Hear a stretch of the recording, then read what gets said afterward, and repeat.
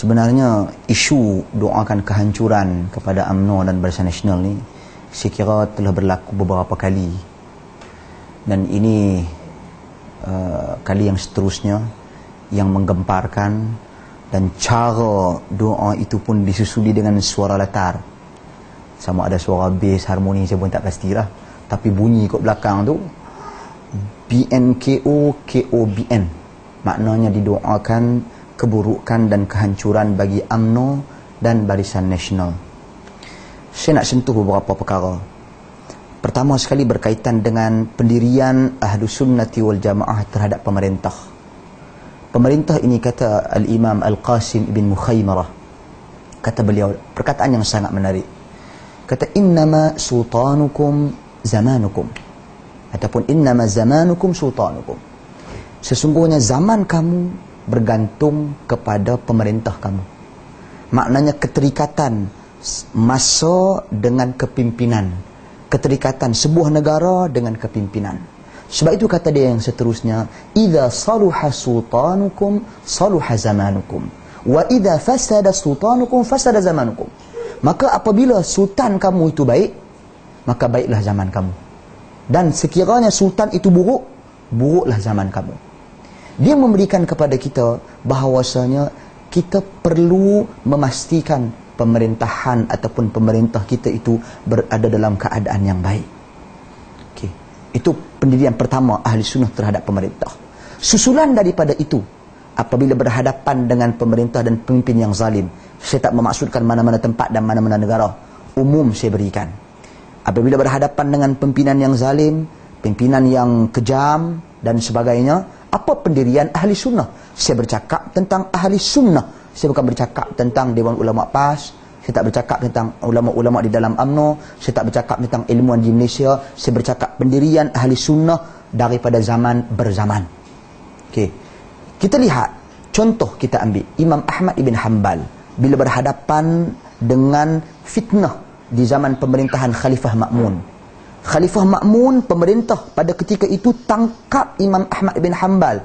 Kalau orang kita tak kenal Imam Ahmad ni, saya cerita sikit pasal dia. Dia murid antara murid kesayangan Al-Imam Syafi'i, dan dia adalah pendiri madhab Hanbali, Imam Ahmad ibn Hanbal. Dia ditangkap oleh Khalifah Ma'mun, dipenjarakan, disiksa dan dipaksa menukar pendirian akidah. Bukan hal yang kecil. Orang datang bertemu dengan dia, bertanya kepada dia, wahai imam, apa doa kamu kepada pemimpin? Apa kata dia? Lau kanat li da'wah mustajabah la da'awtu lis-sultan. Kalau sekiranya aku ada doa yang mustajab, yang baik, yang dimakbulkan oleh Allah, nescaya aku akan mendoakan kebaikan untuk pemerintah. Itu pendirian Ahli Sunnah. Dan pendirian ini disusuli oleh ulama-ulama Ahli Sunnah selepas daripada beliau, yang terdiri daripada Al-Imam Al-Barbahari dalam Syarh Sunnah, yang terdiri daripada Imam Abu Uthman As-Sabuni dalam kitab I'tiqad A'immatil Hadith, dan yang disusuli juga dengan Syekhul Islam Ibn Taymiyah dan seterusnya, yang menyatakan bahawasanya contoh perbezaan yang diberikan oleh Al-Imam Al-Barbahari sangat indah dalam Syarh Sunnah pada muka surat yang 116. Beliau menyatakan, idza ra'aita ahadan yad'u 'ala sultan fa'lam annahu sahib hawa. Sekiranya kamu melihat seseorang itu mendoakan keburukan pada sultan, pemerintah, ulil amri, maka ketahuilah dia adalah pengikut hawa nafsu. Wa idza ra'aita ahadan, adapun sekiranya kamu melihat seseorang itu yad'u lis-sultan, mendoakan kebaikan untuk pemerintah, untuk ulil amri, untuk sultan, fa'lam annahu ahlus sunnah, insya-Allah, ketahuilah dia adalah ahli sunnah, insya-Allah. Maka ini pendirian Ahli Sunnati wal Jamaah, mendoakan kebaikan untuk pemimpin. Begitu juga ulasan Al-Imam Abu Uthman As-Sabuni. Beliau menyatakan secara terang dan jelas ketika mana menjelaskan pendirian akidah ulama-ulama hadis zaman berzaman. Ini saya cakap ni 1000 tahun dulu. Ini bukan cerita minggu lepas. Ini cerita 1000 tahun dulu. Saya bukan menukilkan ulama saya ataupun ulama parti tertentu, tidak. Ini pandangan dan perkataan ulama-ulama yang jelas mereka adalah Ahlus Sunnati wal Jamaah. Tidak ada kekhilafan. Apa kata beliau? Beliau menyatakan secara terang, doakanlah kebaikan untuk pemimpin. Kebaikan untuk pemimpin akan memberi kesan kebaikan juga untuk rakyat. Jauhilah mendoa laknat dan keburukan ke atas pemimpin. Kerana keburukan ke atas pemimpin, dia akan memberi keburukan kepada rakyat. Itu pendirian Ahlu Sunnati wal Jamaah. Saya kira jelas hal yang seperti ini. Kita kena tahu siapa dia Ahli Sunnah wal Jamaah. Siapa dia? Ahlu Sunnah wal Jamaah humul ladzina ihtadaw bihadiyillah wattaba'u sunnatar rasul wa akhazu bi aqwalihi wa af'alihi wa bi taqriratihi wahtadaw bi nurin nubuwwatil mutahharah wa ata'u ar-rasul fi awamirihi wajtanabu amma nahahum anhu muqtadina bi qawlillahi ta'ala wa ma ataakumur rasul fakhuzuhu wa ma nahakum anhu fantahu wa muqtadina bi qawlillahi ta'ala laqad kana lakum fi rasulillahi uswatun hasanah. Ahli Sunnah wal Jamaah ialah orang yang mengikut hidayah petunjuk Allah dan mengikut sunnah Rasul serta mengikut perkataan Rasul, perbuatan Rasul, takrir Rasul, serta mereka mengikut nurun nubuwah al-mutahharah, cahaya kenabian yang suci. Mereka taat kepada Rasul pada setiap perintahnya dan mereka meninggalkan segala larangan yang ditegak oleh Rasul kerana mereka mengikut firman Allah Ta'ala yang bermaksud apa sahaja yang Rasul bawa naklah kamu terima, apa yang Rasul larang naklah kamu berhenti, dan juga berpandu kepada firman Allah Ta'ala yang bermaksud sesungguhnya bagi kamu pada diri Rasulullah merupakan contoh tauladan yang paling baik. Ahli Sunnah wal Jamaah ni orang tu Quran hadis. Tu Ahli Sunnah wal Jamaah. Ni dakwa dia Ahli Sunnah wal Jamaah. Dia sokong UMNO tolak uduk. Tu bukan Ahli Sunnah, tu Ahlul Punuh. Ahli Sunnah lah, Ahli Punuh lah. Boleh baca dalam kitab-kitab tauhid, kitab-kitab akidah. Siapa dia Ahli Sunnah? Hum as-sahabah wattabi'una lahum wattabi'uhum wa kullu man sara ala tariqatin nabi ila yaumiddin.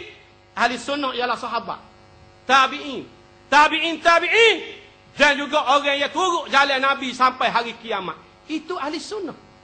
Nabi menegakkan negara Islam, para sahabat menegakkan negara Islam. Musa ku UMNO tolak negara Islam. Itu bukan Ahli Sunnah, itu Ahli Punuh. Dalam perhimpunan agung UMNO baru ni, Haji Najib pun takbir. Oh takbir. Haji Najib pun berdoa. Tapi dia berdoa, dia kepal tangan dia tak sini. Tuan-tuan tak tengok? Apa tengok kat dalam TV betul lah tak pergi kuano. Dia ajak suruh kepal tangan belakang tak sini. Bangun belakang berdoa. Habis dia rasa kalau Fathul Bari ada pun dia lagu ni juga dia. Ni berdoa lagu ni Ahli Sunnah ke Ahli Punuh? Kita tanya. Mana ada dalam hadis Nabi berdoa lagu ni? Nabi berdoa, Nabi akak dua tangan. Sebagaimana hadis riwayat Anas bin Malik. Ketika Nabi sedang berkhutbah, tiba-tiba datang seorang badui. Lalu orang badui itu berkata, "Ya Rasulullah, halakal mal wa ja'al 'iyal, fad'u Allah lana." Farafa'a yadayhi alaihi salatu wassalam. Kata orang badui itu, "Hai Rasulullah, habis harta kami binasa. Tanaman-tanaman kami mati kerana kemarau besar. Wajah al-iyal, keluarga kami lapar, kelaparan. Fad'ullah lana, tolong doalah kepada kami supaya hujan turun." Farafa'a yadayhi, Nabi pun angkat tangan dua-dua. Tu Ahli Sunnah. Ni kepal tak sini. Mu kepal gapo? Kita nak tanya dia kepal gapo? Kita tanya dia. Bila Nabi berdoa, lalu awan mendosal. Hujan turun. Bukan setakat hari itu. Badui ni kelik kapur dia. Esok kan hujan. Lusa hujan. Tulak hujan. Seminggu hujan. Banjir pula dah. Hunga mari pula badui tu jumpa Nabi. Dia kata, "Ya Rasulullah, tahaddamal bina wa ghariqal mal." Wahai Rasulullah, habis dah terbalik kuat habis. Habis selerai habis dah. Fadu'ullah lana. Tolong doa kepada Allah. Supaya Tuhan akak ujian ni. Farafa'a yadaihi. Lalu Nabi akak dua tangan. Nabi berdoa. Bila Nabi berdoa. Nabi ajar mana doa? Allahumma hawalaina wala alaina.